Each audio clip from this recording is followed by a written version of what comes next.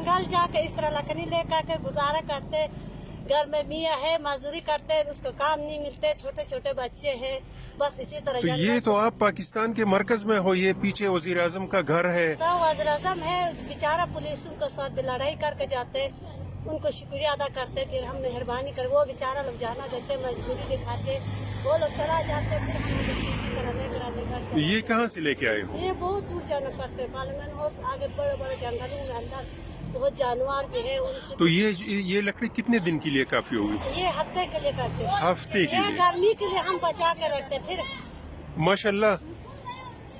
जी ये क्या कह रही हैं? कहते हैं उठाने को आ जाओ।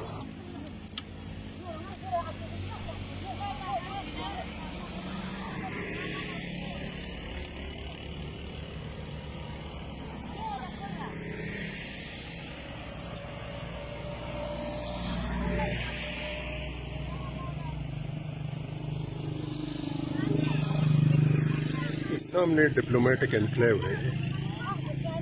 फिर लोग कहते हैं इस्लामाबाद वालों के मज़े हैं।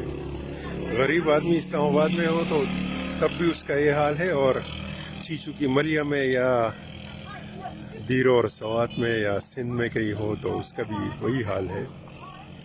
ये इस्लामाबाद के लोग हैं, लेकिन देखें कई किलोमीटर दूर से लकड़ियाँ अपने कंधों पर उठा के आ रही हैं ख़वातीन।